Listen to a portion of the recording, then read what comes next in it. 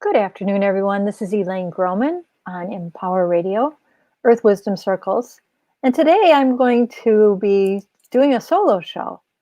And it seems really appropriate since we have gone through the time of our elections here in the United States, and a lot of change has happened, and a lot of things are going to be happening with some unrest and some concern and some new beginnings and many different things. So today I'm going to be talking about choosing wisely and learning how to discover the difference between simply reacting and responding. So responding and is a place where we really need to begin to draw our attention and to really witness what it means as a human being to have a choice.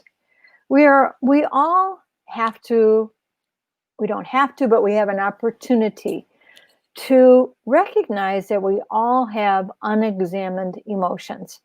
As human beings living in a world that is driven by culture, that is driven by ethnicity, driven by religion, delivered or driven by political points of view, we don't often recognize how often we react rather than respond.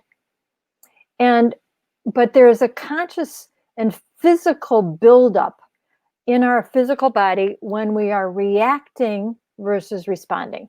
And as a healer, and as someone who works with people energetically, works with people as an intuitive, and certainly as a healer, I see time and time again that the single most important thing for people to be aware of when they are trying to heal, whether that is heal emotionally, physically, psychologically, spiritually, which is all one in truth, is we have to recognize how our body is feeling.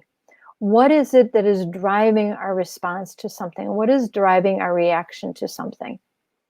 And we often have been taught to go in favor of our thinking rather than in favor of what we feel. But in truth, how we feel viscerally, literally within our body, within our emotions, within our physical structure, what we feel is different than what we believe and what we think. Now, let me give you just a little bit of background. Whenever I'm working with individuals and I ask them what they feel, they will often tell me what they think. Because inherently, as human beings, we don't want to be wrong. We don't want to be incorrect. So rather than expressing what we actually feel, many people will respond in or react and give a verbal response based on what they're thinking or what is their history of how they believe something to be. That isn't necessarily accurate. So what I ask people to do is to be willing to close their eyes and just feel what your body is telling you. This is very important and powerful information that is immediate, it is visceral, which means it is responding, your body is responding to information, rather than dogma, rather than a prescribed way of believing something to be. Often people are afraid that they won't have the right answer, so they will tell you what they think rather than what they feel. So in this regard, I often will pause a moment and say, thank you for telling me what you think. But what I want you to know is that your body is telling you something, and that signal will be felt within your body. That is what I'm asking people to begin to reflect upon and notice what they actually feel. So when we all have unexamined emotions, we will recognize, if we choose to, that we will have a tendency to react, to be almost forceful in what we are saying, forceful in what we are defending, forceful in what we say we believe. Rather, it's more important to pause and give yourself the ability to respond. So as the prefix of both words, respond and react, means to do again, to remember, to respond, to react. So when we give ourselves the opportunity to pause before we elicit a reaction, we elicit a communication, it is very powerful if we just give ourselves the moment to close our eyes or to pause for a moment, to know that we can have a different point of view. We're in a time right now where we are being given the opportunity to examine old stories. And many old stories we call history. History is, if you look at the word, his story, now this is not meant to degrade men, but to understand that his story is particularly driven by a patriarchal point of view. So those who have been historically in positions of leaderships, whether that leadership is in some form of governance, some form of hierarchy, some form of patriarchy, has principally been how we have been geared or groomed to react to the world around us. And what has so often happened, it has taken away from us our ability to have our own conscious thought. So our old story, and many old stories, are beginning to be peeled away. We have been taught to believe something that we learn in school, believe something that we learn in books, and take that literally as quote unquote gospel. And when we use that term, take something as gospel, meaning that it is an absolute truth.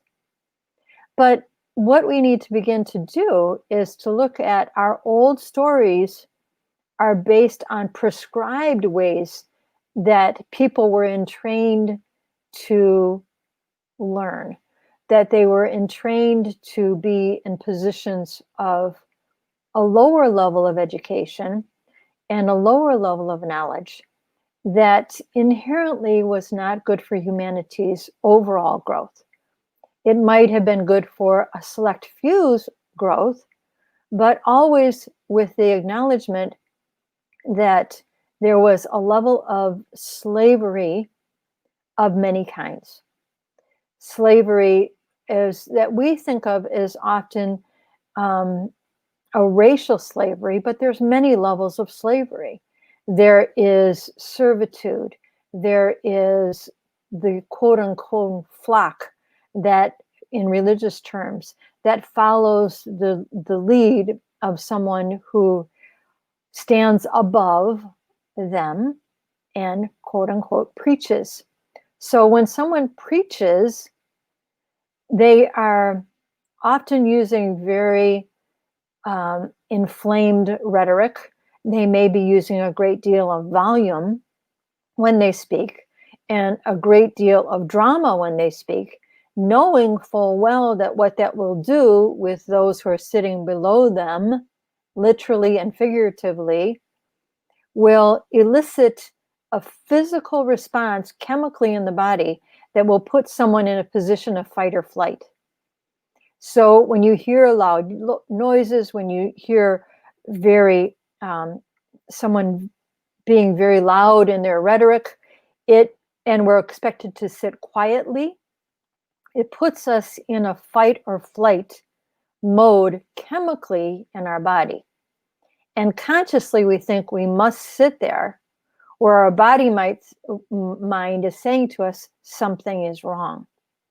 So with this entrainment, we have been trained to negate what our body is saying and override it with whatever rhetoric is most dominant. This is the place that we are right now. We're beginning to recognize that as human beings, we have this incredible gift called choice.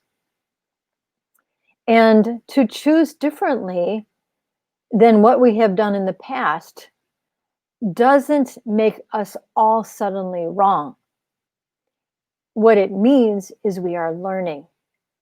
We are teaching. We are looking at the totality of experience. We're looking at the totality of evidence before us. We are looking at the totality of what life is presenting to us time and time again, and we get to choose differently.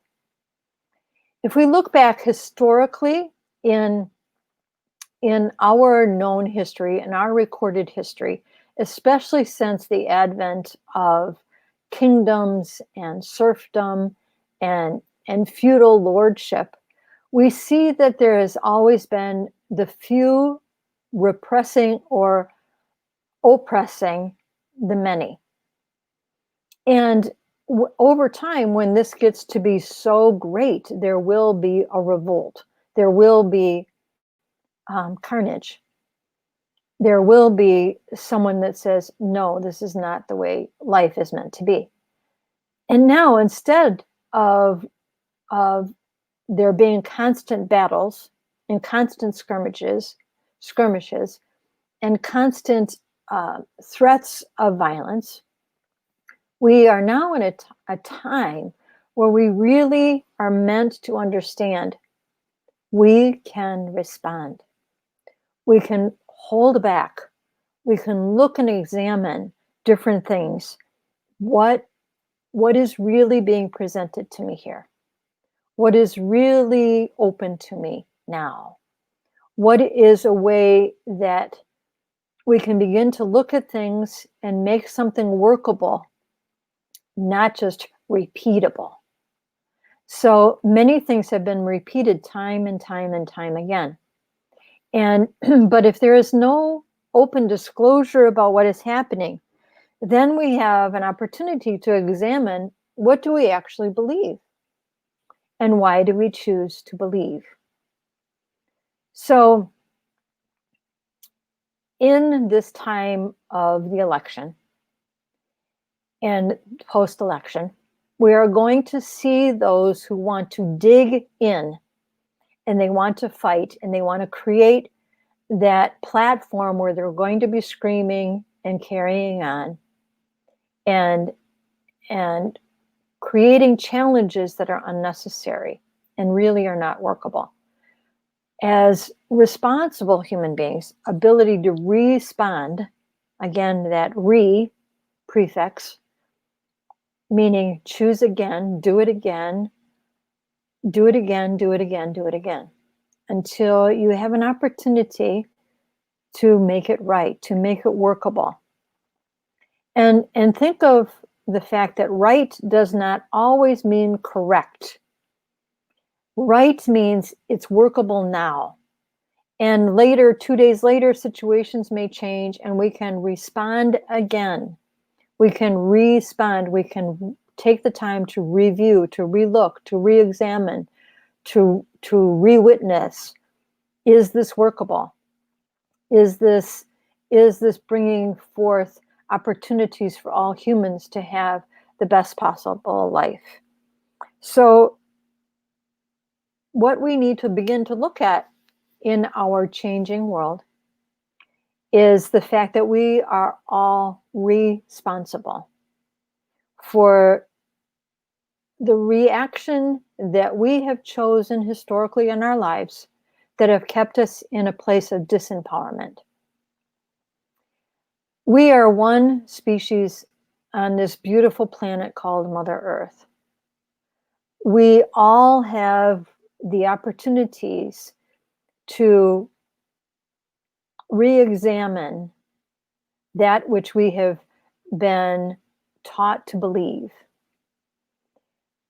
I can speak from my own point of view as a kid growing up in a very large family, number 7 of 9 originally. I was very blessed, honestly, very blessed to be in a household where we were taught to reflect. We were taught to re-examine things. Our brilliant mom had a thing that she would do, which was to bring together all of the kids in the family. And if our dad was around, he would be included. He had a big job, so he wasn't always there. And she was very democratic. She would ask us to come to a family meeting, and we would have to be prepared for any problems that we had experienced in the past month or however often since the last convening of the family meeting. And we would be asked to review and reflect upon any problems that we had, our personal selves or with our siblings. But we couldn't just come to the table to complain. We had to reflect. We had to examine what was the problem and what could be a different way of doing it. And we were asked to be reflective. We were asked to have a different response. It's so easy to react to something. And then we were given the opportunity to voice our opinion about what had happened and to voice our opinion about a solution to whatever we were experiencing. This was unwittingly, as a child, I did not realize that what our mother was doing was helping us to understand that we always have a choice. We always have a choice. Regardless of where you are, what, in my case, being the 7th of 9, I couldn't alter or change that hierarchy of my older siblings and my younger siblings. I was born where I was born, in the number within our family. And so I had responsibilities and abilities to respond based on the appropriateness of my capabilities as a kid, my capabilities in understanding concepts and understanding consequences. So the beauty of what this did was helped us to see that we always had choice.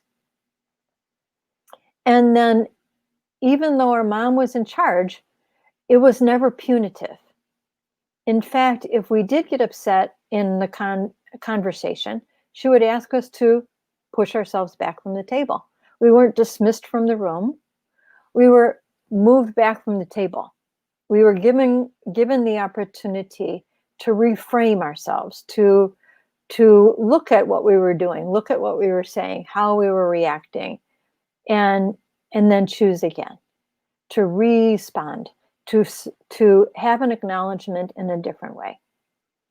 And so I think that what we have an opportunity to do for ourselves, each and every human, if we think of ourselves as children, regardless of our age, there are many grown adults that have never had the opportunity to recognize that they have a choice. And so they respond angrily. They respond with words that they shouldn't say. They have limited their ability to do anything but reflexively react to something rather than respond. And as a consequence, we see people in physical situations, whether that is in untenable relationships, in work situations where there is a great deal of distress and duress, and recognizing that we each have the opportunity to make a different choice. We can choose in any situation, how we want to be in the moment. Do we want to be angry, or do we want to be silent? Do we want to look at what's happening, or do we want to look, excuse me, at our old history, our old story? Everything in this moment right now is giving us the opportunity to see that old paradigms, old ways of being that are not workable, need to be examined, need to be reviewed, need to be reconsidered, so that we can begin to renew who we choose to be. Every day, it seems, we're hearing of death, we're hearing of challenges. This has always happened every day in humanity's lives. There's always going to be illness, there's always going to be challenges, there's always going to be interruptions in our personal existence. But what we need to begin to do is recognize, what can we do differently? This is where choice is paramount. Choice is absolutely the greatest gift that we will ever have. As we begin to move forward, and we see that there is going to be a transition of leadership, recognize the most important transition of leadership must be within yourself. Are you going to be one who is going to let old wounds forever be what you see first in your life? Or are we going to be giving ourselves the opportunity to let an old wound become a source of great wisdom?